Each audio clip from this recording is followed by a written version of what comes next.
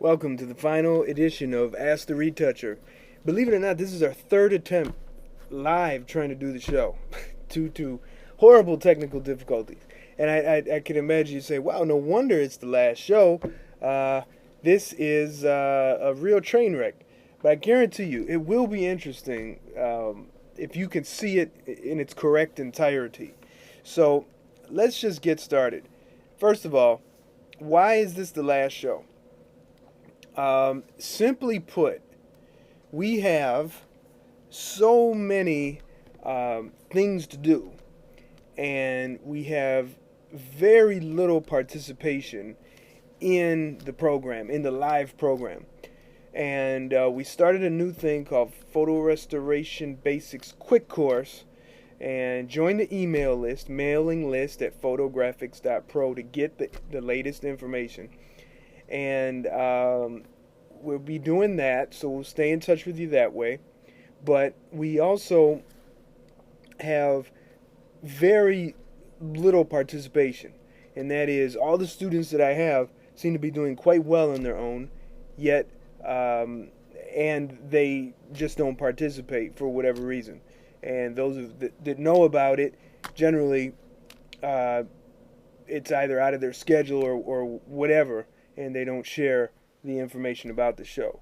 So there's only so much I can do to promote on my own, and at the same time I get a little overwhelmed with all the other responsibilities to do paid work. So this of course is completely free. All the information I'm giving to you, all the time I put in, this is just no charge. There's no obligation.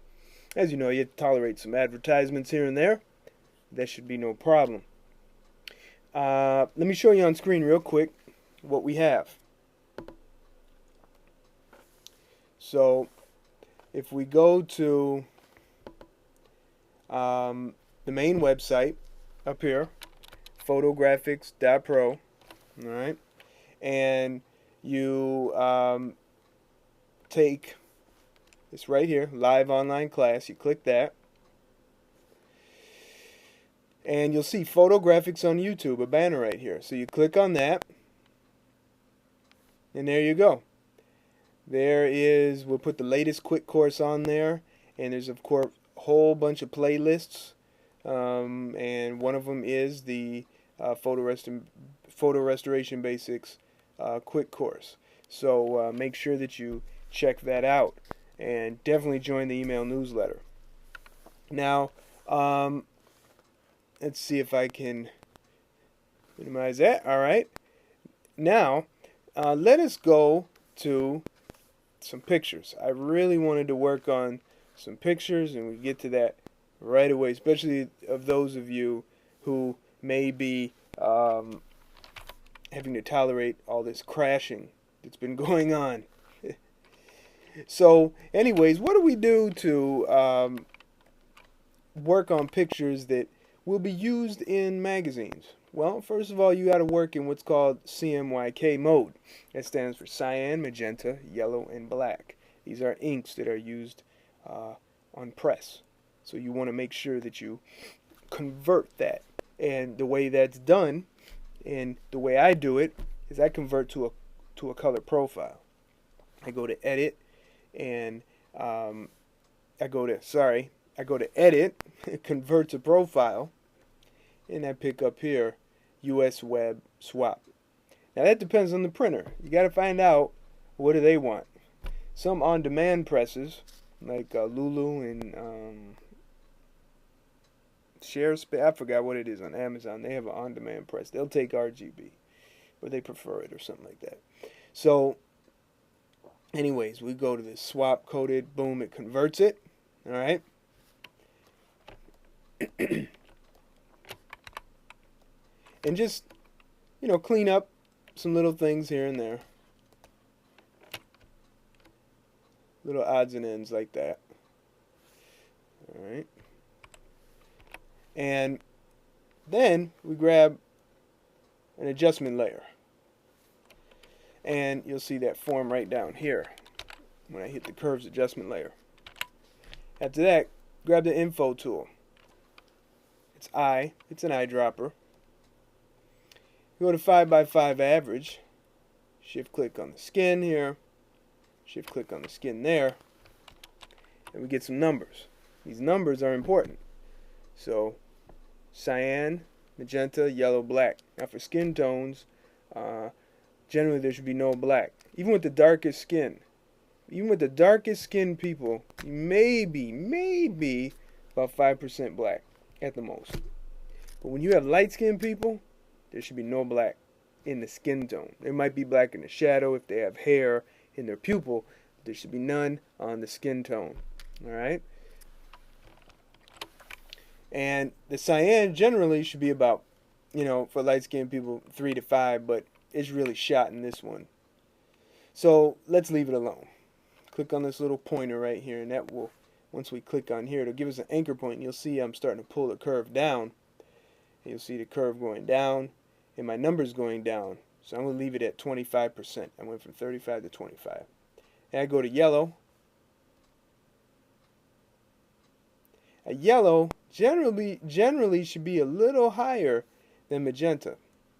So we go back to magenta. Let's pull it down to about, let's try 14. Okay, zoom out. So here's before, after. Good. Now let's do another, I notice it's kind of flat in here. So her skin looks a lot better in my opinion. It's a little hot up here. It's alright for now. When things print on a press, they generally print darker. So keep that in mind. Okay, let's go to black. You'll see there's a big gap there in that histogram. So we just move that in just a little bit. Or we could go in this way. But I'm just going to move this in just a little bit, just like that. Just to help it pop a little bit better. Okay? So then from here, I'm going to save. Alright? And always maximize compatibility. Now, let's look at the other image. The other image is in the same room with similar lighting. So that means, to save time, we can get away with using a adjustment layer from this other one. So let's shift click to connect these, to group these. And we just drop them right in there. Now why wouldn't it work? Oops, I forgot to convert it first. This is CMYK. This is RGB. Those are two different color spaces. The adjustment layer won't work. It's incompatible. So we have to convert this one to CMYK. I know this is advanced. It's not a beginner type thing, but it doesn't look so hot. I'll leave that black one in here. So let's go work. Actually, it's not too bad though. But let's just look at the skin tone. Let's look at the numbers. 11, 29, 40. 11 is too high for a light-skinned person, for cyan. Just too much. So that's a dead giveaway. So let's get the pointer here. Let's pull down till we get it to, I'm going to say 3. Okay. Look at that. Much better. Yellow's kind of high though. It's at 40. Let's see. Came down a little bit, but let's bring it down some more. So 31's good. So 29, 31, 329. Much better. See how much more similar they are? She looks a little kind of reddish, pinkish, so we're going to pull that magenta down a little bit more. We don't want her to look like, she's sunburnt or something. Okay? Alright, so still looking kind of yellow. Alright. There we have that one. Alright. So these two pretty much are ready to go. Now I wanted to talk to you about another type of what we call a question. And this one I got from the Rogini Rodziny Reader. That's the publication for the Polish Genealogical Society of America. And this was an excellent question, and I shall read it to you. When I was in Poland this past May, some of my second cousins shared with me the writing on the back of a photo of my grandmother in her funeral casket. It seems like pencil writing on gray background, and I'm having trouble making it clear enough to read. From a few words, I am able to determine that at least a part of the message concerns funeral expenses. But what else was written? Your help with the attached image is appreciated. Once you effect your magic, it's not magic, then I will provide the image to someone who is familiar with the Polish language. Thanks for your help with this. All right, we've dealt with this in past shows, and this is something that I always get. So we can never talk about this kind of thing enough. We can always talk more about it. So let's get the picture open. And right here. All right. So here's our picture. looks right side up. Yeah. All right. So this is a matter. Really, this is a matter of what we call contrast. Okay.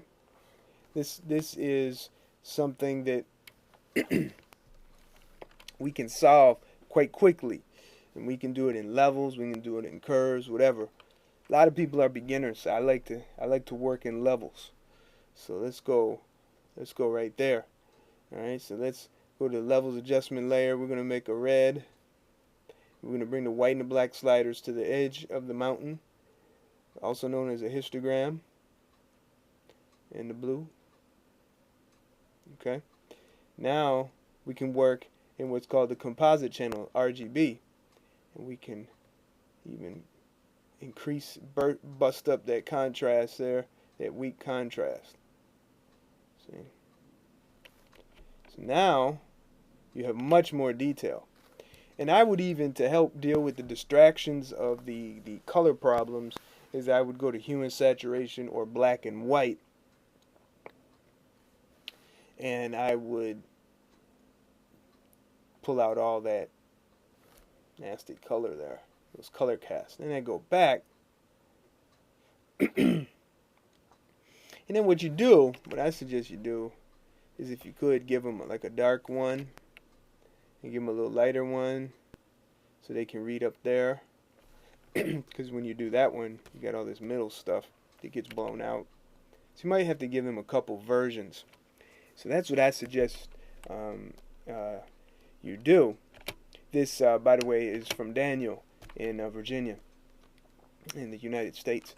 So that's one quick way to do it. And Daniel, I'm going to send you this picture, as it is, so you can use that and share that with whoever will translate it. Well, I think that will be all. I am greatly appreciative of you viewing these shows, reading my articles, looking at the videos. It would be really nice if you're watching this on YouTube to actually put a little thumbs up on there. That would be nice to see. But as you know, all good things must come to an end. And nothing lasts forever. So enjoy it while you have it, especially with life. It is not good for you and I to dwell on the negative things. It is better to dwell on the positive and what's going to come tomorrow. And when you're dealing, just like when you're dealing with photos and you're retouching them, you're not retouching them to make them worse. You're not retouching them to say, oh, this looks like blah, or I hate this picture. No, you're looking at it because you're saying, I think it can be better. So take the concept of making a better reality with your images, apply it to everyday life, and make the connection, and joy will be the result.